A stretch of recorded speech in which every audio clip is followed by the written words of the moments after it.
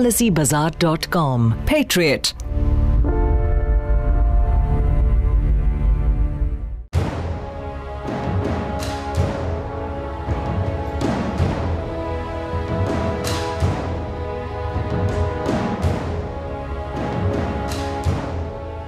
दोस्तों 1985 lieutenant general M.L. Chhibber GOC northern command ने इस रेजिमेंटल सेंटर की नींव रखी। ये है यूनिटी लाइंस, इसका नाम है। पहला पत्थर था जिसकी यहाँ पे स्थापना करी गई थी और Jammu and Kashmir light infantry के रेजिमेंटल सेंटर जो कि पहले हथ चिनार में था, उसकी नींव यहाँ पर रखी गई और एक नया सेंटर इस रेजिमेंट के लिए बनाया गया। यूनिटी लाइंस का क्या मतलब है दोस्तों? यूनिटी लाइंस का ये मतलब है कि यहाँ पे हिंदू, मुस्लिम, सिख, ईसाई, बौद्ध सब एक साथ रहते हैं, भाइयों की तरह खाना खाते हैं, ट्रेनिंग करते हैं, हथियार उठाते हैं और जब वक्त आए इस देश के लिए अपनी जान दे देते हैं। ये है हिंदुस्तान का प्रतीक। Jammu and Kashmir light infantry के रेजिमेंटल सेंटर में आपका स्वागत है।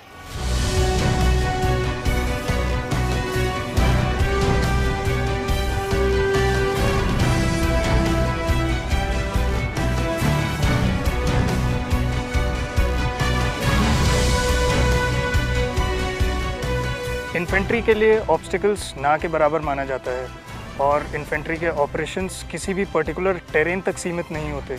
इसलिए ये अत्यंत ज़रूरी है कि एक रिक्रूट जब सैनिक बने तो उसमें ये उसकी जहन में हो कि वो किसी भी ऑब्स्टिकल को अपनी मेहनत और दृढ़ निश्चय से पार करके अपने मिशन को अकम्प्लिश कर सकता है। हमारा ऑब्स्टिकल कोर्स में 17 ऑब्स्टिकल स्प्रेड है जो कि 950 मीटर का है और हर एक रिक्रूट पासिंग आउट से पहले इस ऑब्स्टिकल कोर्स को करता है। ये एक मैंडेटरी ऑब्स्टिकल कोर्स है और इसे पास करे बिना एक रिक्रूट पास आउट नहीं माना जाता। भारत माता की जय!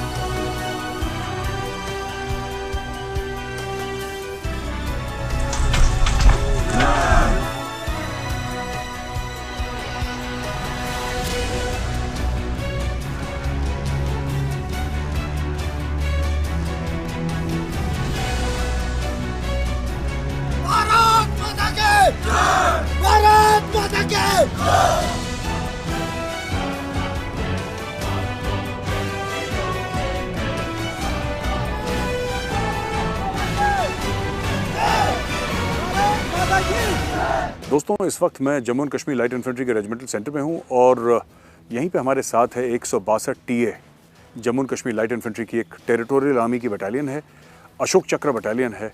उसके 3 हमारे पास एक JCO साहिबान हैं, 2 जवान हैं। उनसे हम बात करेंगे और पता लगाएंगे उनकी ज़िंदगी के बारे में। बड़ी इंटरेस्टिंग कहानियाँ हैं, आप सुनिएगा।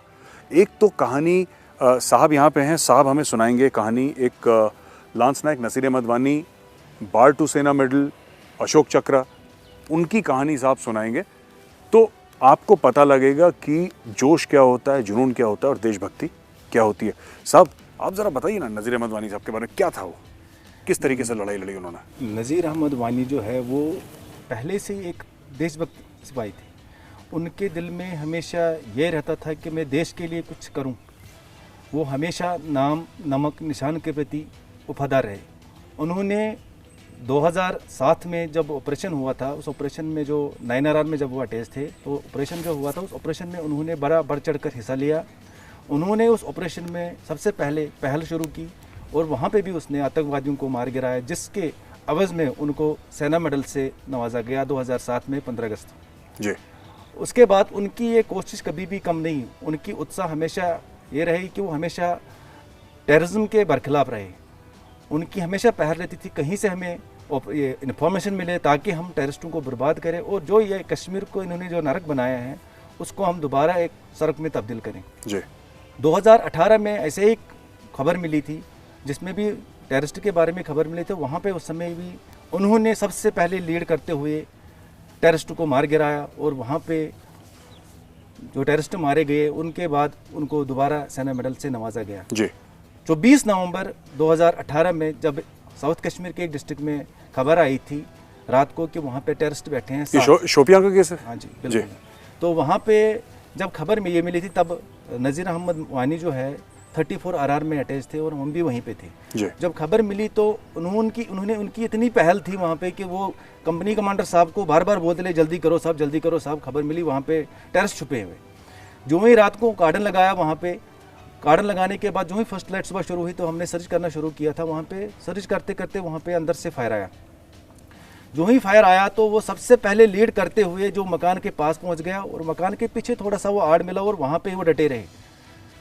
तो लास्ट तक फायर चलता रहा तो जब तक मकान भी थोड़ा सा वो नीचे गिरा तो उसके बाद उन्होंने क्या किया, सबसे आगे बढ़ते हुए पहले एक टेररिस्ट को मार दिया। उसके बाद उसको मारने के बाद दूसरे टेररिस्ट के पीछे जो छुपा हुआ था मकान के अंदर, वो नीचे जो धसा हुआ था मकान पूरा, उसके नीचे जो टेररिस्ट छुपा हुआ था उसके ऊपर उसने फायर करना शुरू किया, ग्रेनेड फेंक दिया। तो उसको लगा कि अभी ये जो है टेररिस्ट ये मर गया। लेकिन क्या किया, जब वो आगे जा रहा था उसके पास उसको दोबारा से उसने फायर किया वहाँ पे, तो अचानक एक टेररिस्ट और एक छुपा था जो कि बिल्कुल उसके पीछे छुपा था। तो जब वो उसके ऊपर फायर कर रहा था तो वहाँ पे उसका फायर उसके ऊपर आया, जिसके कारण उनको गोलियां लगी। लेकिन गोलियां लगने के बाद भी उन्हें ये नहीं था कि मैं शायद शहीद हो जाऊंगा, तो उन्होंने फिर भी अपनी जान की परवाह ना करते हुए आगे बढ़ते गए और उस लास्ट टेररिस्ट को भी उसने मार गिरा। और सब इस पूरे एक्शन के लिए उनको देश ने अशोक चक्र से नवाजा। बहुत बहुत धन्यवाद साहब। दोस्तों हम चलते हैं, दूसरे हमारे यहाँ पे साथी हैं। उस्ताद आप बताइए, आप तीनों ही खैर कश्मीर वैली के ही रहने वाले हैं। आप पहले एक मिलिटेंट तंजीम के साथ थे, एक टेररिस्ट तंजीम के साथ थे, आपने सरेंडर करा और फिर आप फौज में आए। आप कौन सी तंजीम के साथ थे? मैं HM के साथ। हिजबुल मुजाहिदीन के साथ जी। और आपने जब हिजबुल मुजाहिदीन क्यों छोड़ी आपने? मैं हिजबुल मुजाहिदीन के अंदर था तो मुझे लगा कि मिलिटेंसी, एक तो मेरी उम्र भी छोटी थी जी, दूसरा जो एक्टिवेशन देखा मैंने मिलिटेंटों का, अपने साथियों का दाएं बाएं, तो नफ़रत हुई इस चीज़ से कि ये चीज़ जो है देश के ख़िलाफ़ है, इंसानियत के ख़िलाफ़ है जी। तो अपनी ज़िंदगी भी बर्बाद है और अपना परिवार भी बर्बाद है जी। ना तो रात का सुकून है, ना अपने घर जा सकते हैं, ना अपने माँ बाप से कोई मेल मिलाप हो सकता है, ना उनकी खिदमत हो सकती है। तो सबसे बड़ा जहाद तो वो था कि हम अपने माँ बाप की खिदमत करें, अपने परिवार की खिदमत करें। वो तो हमसे हो नहीं सका, उल्टा हमारे हाथों से गुनाह होते गए। तो इन चीज़ों से देखकर, सुनकर, महसूस करके नफरत हुई और छोड़ दिया। तो जब आप आए तो फिर फौज में आप कैसे आए? आपने? मैं 95 में सिलेंडर हो गया था जी। और फिर तब से 9 साल फौज के साथ ही काम करता रहा जी, अगेंस्ट मिलिटेंसी जी। उसके बाद फिर हमारी पलटन खड़ी हो गई जी, तो इस पलटन में भर्ती हो गया जी। तो 17 साल होने लगे हैं। तो अपना घर, बच्चे, बीवी सब खुश हैं, पूरा परिवार खुश है और मैं भी खुश हूँ कि एक अच्छी लाइफ बनी और अच्छी ज़िंदगी बनी। और आप देश के लिए काम कर रहे हैं? अभी देश के लिए काम करते हैं और एक बहुत बड़ी खुशी होती है जब किसी यूनिट में जाके खड़े होते हैं कि हम 162 के अशोक चक्र पलटन के। बहुत बहुत धन्यवाद उस्ताद, आपने हमसे बात करी। अब हम आपसे बात करते हैं। दोस्त आप 162 TA के हैं, तो हमने देखा है कि जैसे बड़ी बड़ी रैलीज़ होती हैं, रिक्रूटमेंट की रैली, तो यहाँ पे हज़ारों लाखों की तादाद में बीच में जो भीड़ होती है कश्मीरी नौजवानों की कि हमें फ़ौज में जाना, तो जज्बा तो है ग्राउंड पे ना, जज्बा ज्वाइन करने का आर्मी। जी सर, जैसे मैं आपको बता दे रहा हूँ कि 98% जो यहाँ पे जवान हैं उनकी यही चाहत है कि हम भी फ़ौज में हैं। लेकिन मैंने आपको पहले बताया कि कुछ 2-4% लोग जो हैं जो जवानों को गुमराह कर रहे हैं जी। अभी कुछ महीने पहले हमारी यूनिट में एक रैली हुई थी जिसमें कोई 70-80 वैकेंसी थी हमारी यूनिट में और यहाँ हज़ारों की तादाद में लड़के जमा हो गए थे जी। तो हम तो ये कहना चाहते हैं कि आओ फ़ौज में जियो अपनी ज़िंदगी, लाइफ अच्छी नौकरी है जी। तो ये दंगे फसाद करने से कुछ नहीं मिलता है जी। ये क्या बात हम कहना चाहते हैं। ठीक है उस्ताद, बहुत बहुत धन्यवाद आपका। दोस्तों आपने देखा किस तरीके से ये तीनों जो हमारे साथी हैं, जीसू साहिबान हैं और 2 हमारे सोल्जर्स हैं, वो ये कह रहे हैं कि साहब ये तीनों कश्मीरी हैं, यहाँ के रहने वाले हैं और उन्होंने लांस नायक नज़ीर मदवानी के बारे में बताया। एक हमारे भाई हैं जो पहले हिजबुल मुजाहिदीन में थे, फिर अभी इंडियन आर्मी में हैं। और तीसरे ये कहते हैं कि मेरा पैगाम है जो कश्मीर के नौजवान हैं कि भाई ये सब दंगे फसाद का रास्ता छोड़ो और एक देशभक्ति का रास्ता, इंडियन आर्मी का रास्ता इख्तियार करो। कह रहे थे कुछ 70-80 वैकेंसीज थी इनकी यूनिट में, जब रैली कराई गई तो हज़ारों लोग वहाँ पे उमड़ गए। तो कहीं ना कहीं ग्राउंड पे जो ज़मीनी हकायक हैं, टीवी स्टूडियो से दूर, अखबारों से दूर, मीडिया से दूर, कहीं ना कहीं सच्चाई ये है कि जो कश्मीर का नौजवान है वो इंडियन आर्मी में आना चाहता है और इसका जीता जागता सबूत 162 टेरिटोरियल आर्मी बटालियन, जो कि Jammu and Kashmir light infantry की एक बटालियन है, अशोक चक्र बटालियन, वो इसका जीता जाता सबूत है।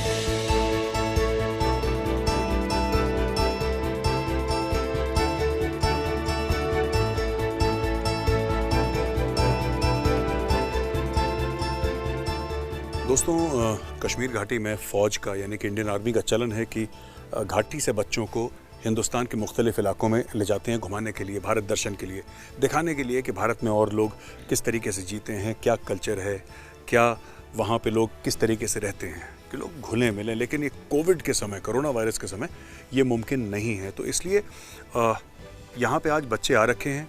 ये आर्मी गुडविल स्कूल हंजिक है, एक इलाका है जहाँ से आर्मी गुडविल स्कूल से बच्चे यहाँ पे आ रखे हैं Jammu and Kashmir light infantry centre को विजिट करने के लिए। यहाँ पे हफ्ते में 2 बार ऐसी टीम्स आती हैं बच्चों की, और यहाँ पे आके देखते हैं कि फ़ौज किस तरीके से रहती है, क्या करती है। तो अभी यहाँ पे स्कूल के कुछ स्टूडेंट्स हैं, मैं उनसे बात करूँगा, पूछते हैं वो कहाँ से बिलोंग करते हैं और फ्यूचर में अपने लिए वो क्या चाहते हैं।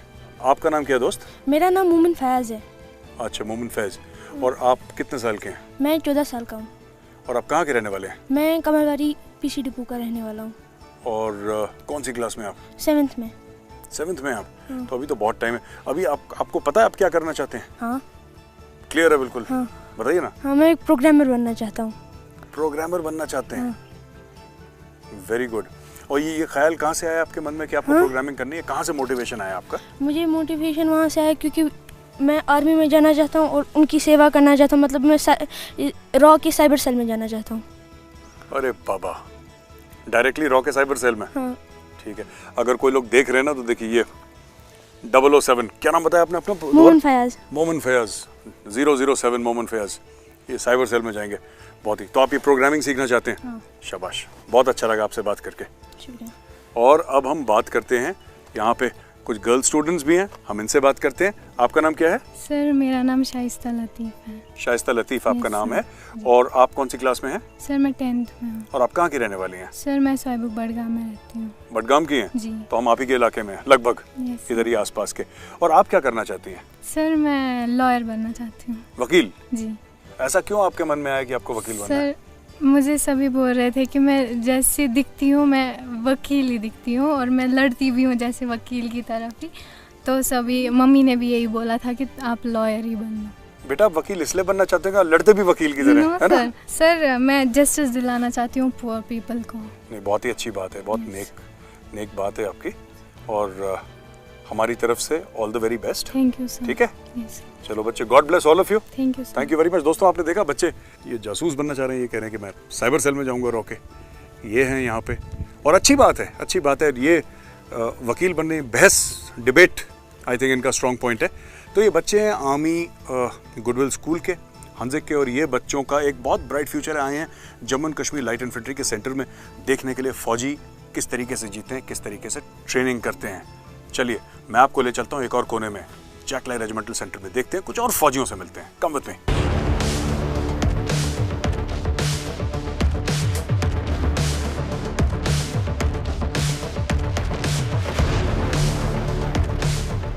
अब मेरे साथ हैं brigadier SR Sharma, commandant Jammu and Kashmir light infantry के रेजिमेंटल सेंटर के। सर, जय हिंद, और हमारी शो में बहुत बहुत स्वागत है सर, पेट्रियट में। थैंक यू गौरव सर, आपका भी जैक लाइट सेंटर में स्वागत है। बहुत बहुत धन्यवाद सर। सर, इस वक्त हम Jammu and Kashmir light infantry के रेजिमेंटल सेंटर में हैं सर। रेजिमेंटल सेंटर क्या है? पहली चीज़, एक रेजिमेंटल सेंटर क्या होता है और इसकी ज़रूरत क्यों पड़ती है? गौरव, देखिए, हर रेजिमेंट के अंदर एक रेजिमेंटल सेंटर होता है। जो रेजिमेंटल सेंटर है वह हर रेजिमेंट का नर्व सेंटर है, वो एक केंद्र बिंदु है। हर रेजिमेंट में जो रिक्रूट्स सेलेक्ट होते हैं वह रेजिमेंटल सेंटर में ट्रेन होते हैं।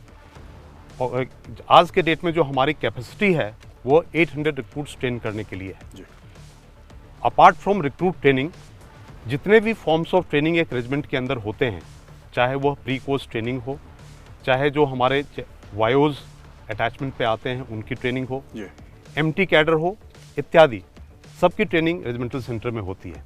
सर, जब से हम कमीशन हुए थे तो हमने तो नाम नमक निशान ही सुना है सर, नाम नमक निशान। जी गौरव, आपके रेजिमेंट का कुछ और खास है सर? इसके अलावा कोई इथॉस है आपके रेजिमेंट का? कुछ जैसे कुछ लोग बोलते हैं जिसके ऊपर पूरा उनका एक विचारधारा बेस्ड होती है एक रेजिमेंट की। सही बोल। आपका क्या है सर? देखिए आपने सही फरमाया कि नाम नमक निशान तो इंडियन आर्मी और इंडियन आर्मी की हर एक जो इकाई है वो उसी पे टिकी हुई है। बट हमारे रेजिमेंट में इसके अलावा 3 केंद्र बिंदु हैं। पहली बात, राष्ट्रहित सर्वोपरि, नेशन फर्स्ट। दूसरी बात, जो हमारे रेजिमेंट का मोटो है, बलिदानम वीर लक्षणम, sacrifice is the virtue of brave. और यानी कि सर जो बलिदान है वो वीरों के लक्षण हैं। एब्सोल्युटली सही बोला आपने जी। और तीसरी बात जो है कि एकता ही हमारी पहचान है, यूनिटी इज आवर आइडेंटिटी। हमारी हर एक सेक्शन में, जो कि एक सेक्शन फौज की सबसे छोटी इकाई होती है जिसमें कि 10 जवान होते हैं, 10 जवान में आपको 4 हिंदू मिलेंगे, 4 मुस्लिम्स और 2 सिख्स।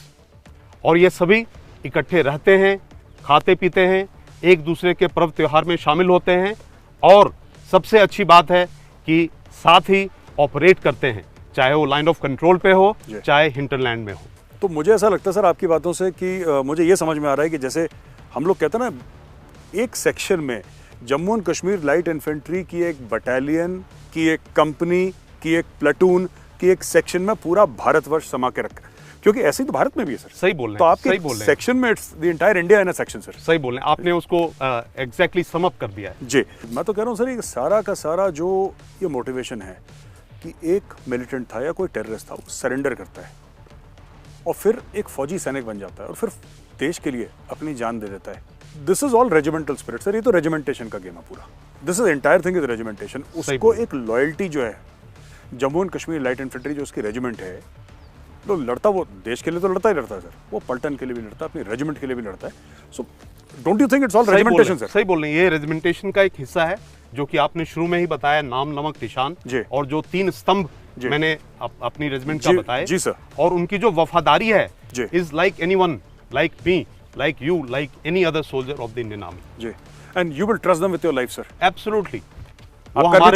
वो हमारे लिए जान न्यौछावर कर रहे हैं और I can, give anything for them. बहुत बहुत धन्यवाद सर आपका, आपने हमने बात करी और जो ज्ञानवर्धन हमारा हुआ, जो हम जानने को मिला सर रेजिमेंट के बारे में, बड़ी यूनिक रेजिमेंट है सर। मैं कह सकता हूँ ये आपके सामने कि मेरी टीम की तरफ से, मेरी तरफ से sir, it's a matter of great honour and privilege sir to be talking to you about your regiment. Thank you very much sir. Thank you Karam.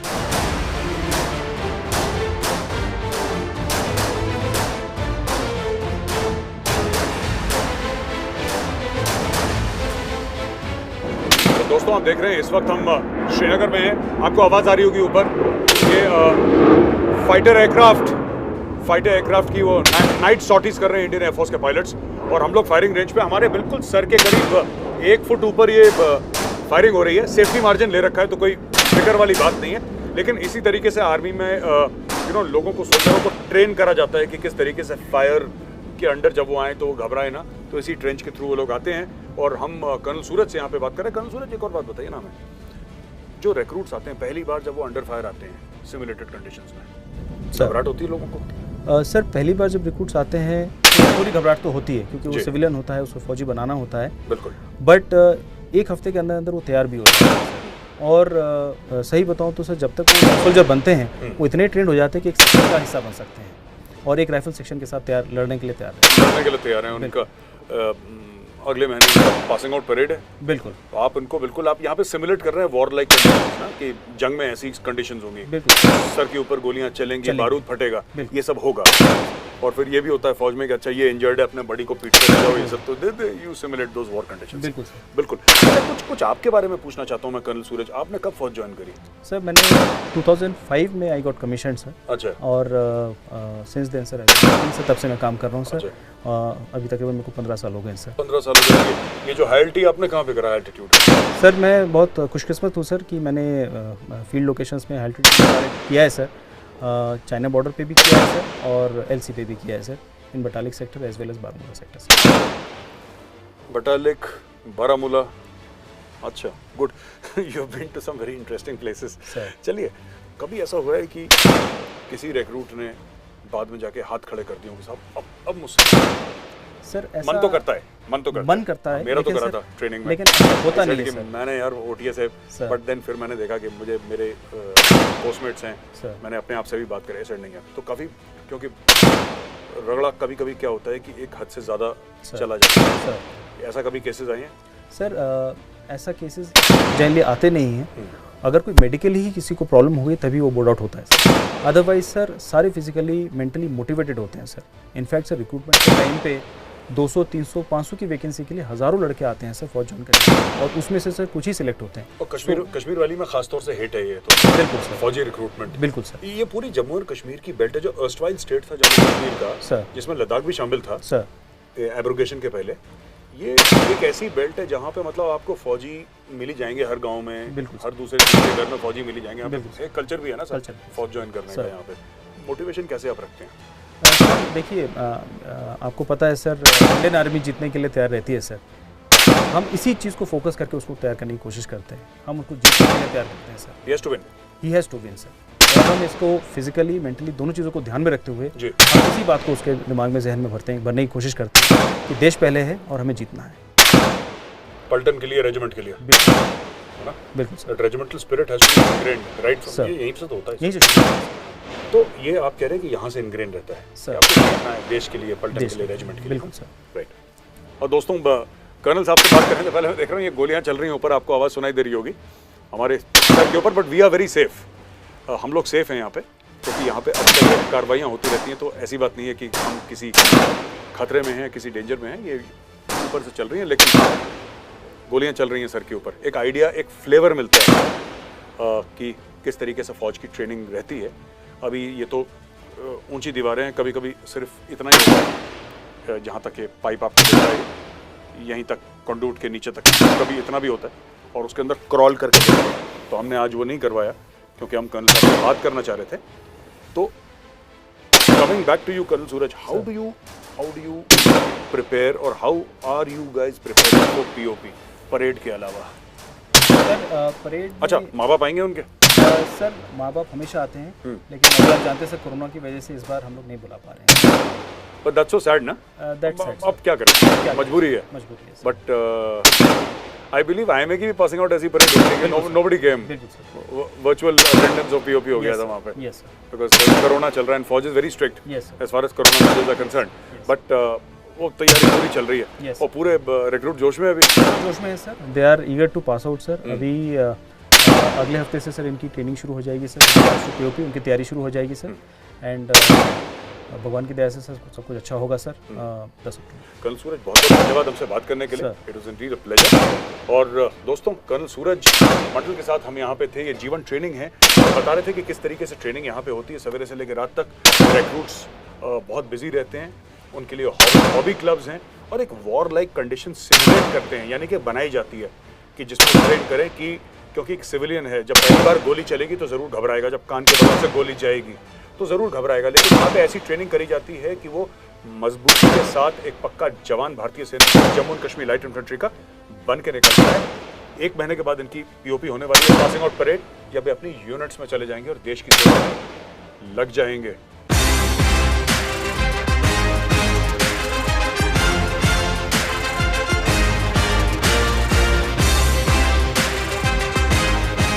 दोस्तों ये लोग साथ ट्रेनिंग करते हैं, साथ खाते पीते हैं, साथ ऑपरेशंस में जाते हैं और जब देश का बुलावा आता है तो देश के लिए साथ जान भी देते हैं।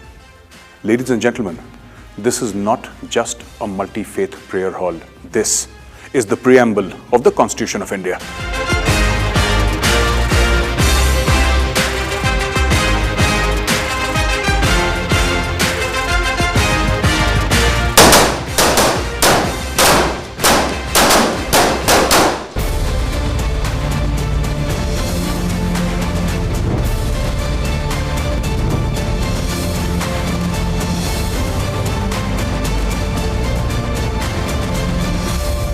PolicyBazaar.com. Patriot.